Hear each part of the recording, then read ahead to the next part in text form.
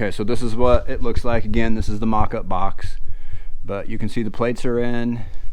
The Pittman arm is nice and high where I like it. It'll be very nice for keeping everything up out of the way.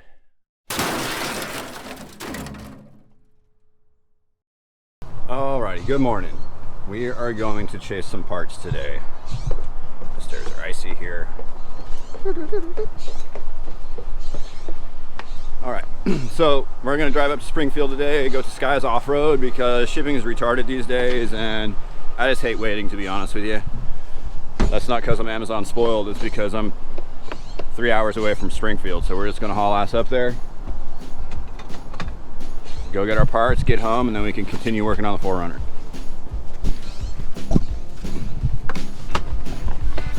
Like my pimp ride. Best $1,000 I spent so far in this life.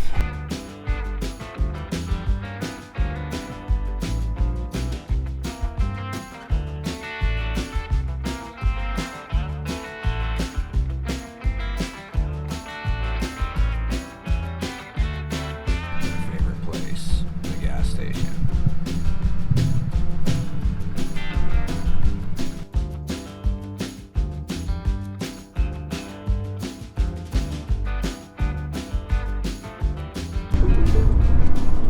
Destination is on the left. All right, quick and fast, long drive for like 2 seconds worth of stuff. And it's a crossmember, Pittman arm, brake kit adapter, and I'm gonna steal the case member, crossmember mounts off of my truck and replace them with these ones. Those are beefier, so all that stuff. Back on the road.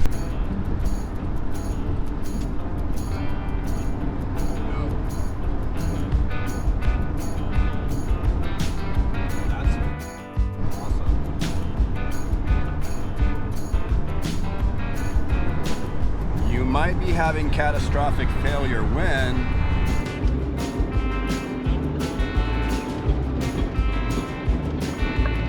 this is Cottage Grove. This is a good little stop for gas and junk food or whatnot. So I'm gonna get some petrol and keep rolling.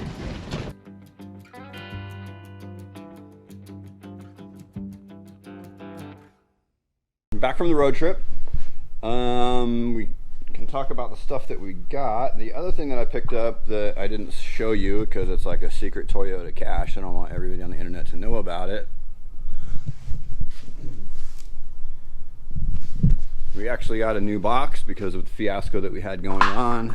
A little bit of what I was working on that I didn't really show you yet because it's just boring. Nobody wants to watch me cut plate for an hour. Did the inner and outer steering box plates. So there's a little update on the drive. The reason I went up there, because you're probably thinking you're an idiot for driving to go get parts when you could just have them shipped. Well, yes, that's true, but I have bad experience with shipping, and the reality of this particular situation, it was cheaper and faster for me to just drive there, okay? My UPS is pretty cool around here, but Postal and FedEx suck. So I was out $80 gas in 5 hours.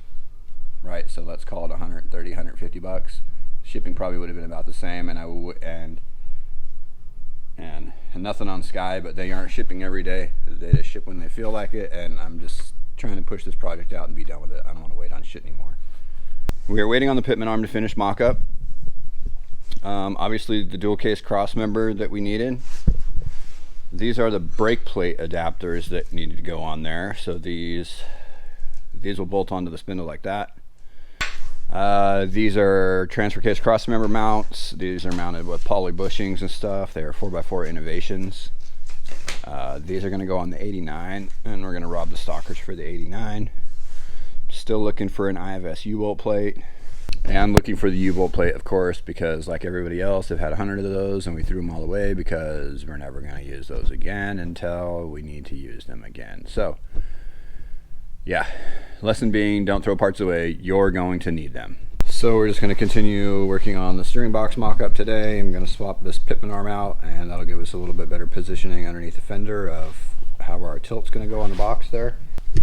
Okay, well, I didn't really videotape this before, but I have some pictures you can see. The Pittman arm makes a pretty big difference. So the plate's kind of out of whack. I'm going to have to cut this back down again a little bit. So I'm going to modify that. So what we're ideally aiming for when we go to set this steering box up is you want to make sure that when the suspension travels, that the tie rod isn't going to get into the drag link, the leaf spring isn't going to get into the Pittman arm area or the drag link area here too. So this is sort of about where we're going to go. It's going to tilt up a little bit more, then we can maximize this area right here and tilt that up a little bit more. I think, at least in my opinion, ideally you kind of want to imagine a line going from the front of the pin here to like the bottom of the frame or whatever there, and you want to keep everything from being able to get hit there, right? I've seen it, I've had it on my truck. It's kind of the same way. It's not ideally set up, but I also have the IFS frame, so it's a little bit different. With a solid axle frame, you get a little bit more raise right here, and that allows you to tuck the box up. The difference on my vehicle is that the steering box is pushed through the, I'm actually pushed through the core support there.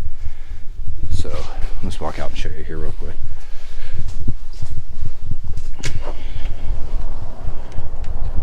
So you can see on this one I'm pushed basically all the way through the core support because of the hydro assist and stuff. And then when we get underneath, you can see how far forward this one is, where this front bolt will be, versus where it's going to end up on the other one is way a little bit further back. And like I said, this frame doesn't make that big hump, so I'm just kind of stuck. I ended up at one point, these are again Sky springs. I had to modify this spring clamp because this relationship is just not right. It used to look like that. It was a bolt-on one. I guess while we're here, we can talk about why I use my own plates. So because of the way these plate kits go, I've noticed most of them, if you notice this relationship between this front and bottom rear bolt, the plates are tilted a lot like this. Okay, so you can see how that one's not quite level. It could have been tilted up a little bit more and ended up being a little bit more level. Whereas these ones are basically going to be level because this is going to tilt up a little bit more. So that is basically the long and short of why we make our own plates here. Plus it's a little bit cheaper or whatever, but that's why we did it in this particular situation anyway. And again, I'm just trying to kind of I guess the ultimate goal of what we're kind of doing or making sort of like tasteful mods to this vehicle is anybody who's spent any time in these trucks, especially a solid axle, knows that the steering sucks, especially if the truck is lifted. The front brakes suck, especially if the truck has bigger tires or if you actually drive it. And then, you know, a regular solid axle suspension is very flat. You have basically no travel. So we get a little bit of tasteful lift. It gives us a little more travel, so you're not riding on the bumps. You know, the nitro shock's a little bit better than the stock, and then you just kind of, I'm mostly going for kind of like drivability upgrades. Like the steering and the brakes are really a big thing in my opinion on these rigs, and then, you know, we'll add the e-locker on here, so that's a little bit of future. Selectable locker is really big, especially for someone who doesn't off-road all the time. So just kind of like a tasteful mod in my opinion, instead of, I don't know, drive a selectable locker and then drive a lunchbox locker and then come back and make a comment or whatever. So all right, that's where we're at right now. I'm going to finish mocking up this box here. I'm pretty sure I'm about 80% where I need to be, so I'm just going to continue doing that. All right, so you can see how this relationship is. These are a little bit flat. It's possibly tilted that way a little bit, and then we're just kind of optimizing the position between the travel here and then where that tie rod and then that relationship to the bottom of the frame is there. We keep it up nice and tight, like we talked about there. All right, I didn't show you, but I transfer punched onto the plate. I drilled through that outer plate.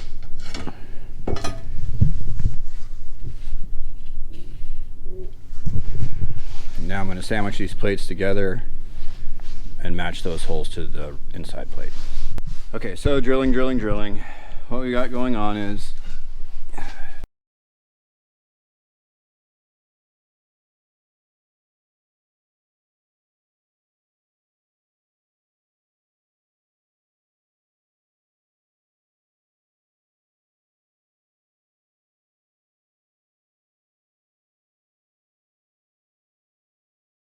punch it, and then we'll just drill that final hole solo. So plates are totally drilled. All right, now these can go back on the frame. I can match the frame and then drill the frame. So stay tuned. The frame is marked up. I went ahead and transfer punched it. Here we go. See the punch hole in the hole. Punch hole in the hole. And I'll show you what I do as I'm going through this, because as we got to sandwich this, I've got to find some little bit of tubing to go through the frame here as well. That way it keeps the frame from wanting to pinch and like twist and all that. Gets to be a lot of force on here, I guess, depending on what you're doing. So that's why we put the reinforcement frame plates on here, and the tubes, like I said, to keep the frame from crushing here. So more drilling. Back to finish off this steering box mount, and I've got the initial holes mocked up on both sides, just doing some measurements to get them, close enough. I find the easiest way to drill big holes is with the hole saw. It just makes it easier. And those other holes I drilled to get them to the right spot. I got these piloted, and we should just be able to get them close enough here and get it welded up in. So we're gonna go do that now. Here's what the holes look like now.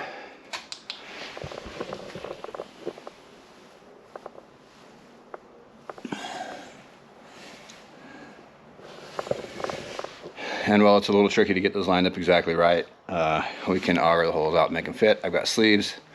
I just left them in the other car. So, clean that up and get it ready to weld now. Frame is ready. Plates are done.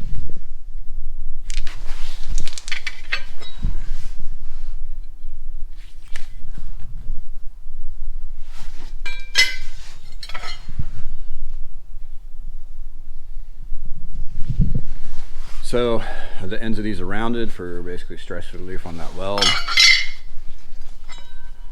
Same thing on this one. Yeah. And then the sleeves go in the frame, see, like this.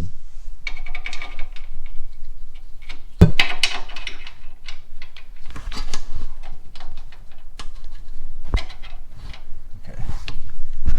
So these sleeves are basically just to keep the frame from collapsing when you tighten the bolts down.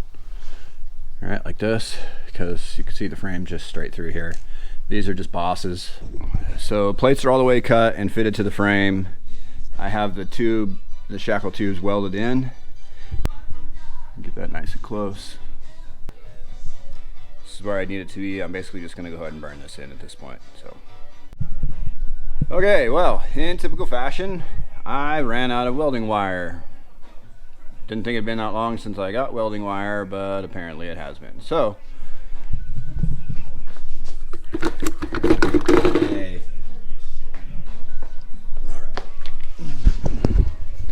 I did get this thing in here, basically tacked up. Look at my ugly welds on this side. I'll get that cleaned up. I'll be all right. But like I said, out of wire again. I went ahead and finished setting up this rear end. I got those carrier bearings, and then I just now I finally got to it. So I went ahead and set it up, and let's talk about that real quick. Again, this is a V6 differential, a little bit different than the ones we took out, but setting them up is all basically the same deal. These are your preload and backlash adjusters. What they do is it positions the ring gear right to left against the pinion, and it also gives your carrier bearing preload. So as you tighten these up, they're sandwiching that in there, okay? So you need a pretty significant amount of preload on these bearings to keep the ring gear from deflecting, okay? What happens obviously is when you turn that pinion and it gives power, these will have a tendency to deflect. So you want to make sure that these are super tight. Well, what I do for these is I have this tool, which isn't brilliant, but it gets the job done. Put it in here, you get your backlash sort of close, and then I tighten these carrier bearings down to 120 pounds. So anyway, that gets you nice and tight, keeps that deflection from going away. The other thing we'll talk about is, so this is a V6 diff. I know we talked about this a little bit. What makes this a V6 diff is it's beefier, has bigger bearings and stuff. Problem being with this diff is these fins are not flat. They're a little bit tapered, so you can't really get it in a vise. it makes it really lame to like hold that down and do it. Okay, so what goes on is this 4-cylinder diff, you can put in a vise and it will hold it down. Okay, that works pretty good. What I ended up doing is I built a jig because I'm cheap and I didn't want to buy one. So this is just an axle housing that I cut down. I built this one to do the e-locker with, right? So you just bolt your diff in this side. The carrier and everything will be sticking out this side. And now I've got an apparatus to hold this down where I can put real torque on it. So there's your cheap trick for the day. Axle housing jig for cheap or free. Spend some time on the wheel for that. So now though, at this point in time, I have both diffs ready to go in. Both diffs are ready to go in. The steering box stuff is pretty much dialed in. I don't know if we talked about this yet, so we'll look at it again here real quick. Okay, so this is what it looks like. Again, this is the mock-up box, but you can see the plates are in.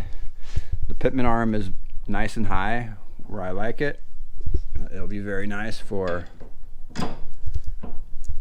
keeping everything up out of the way.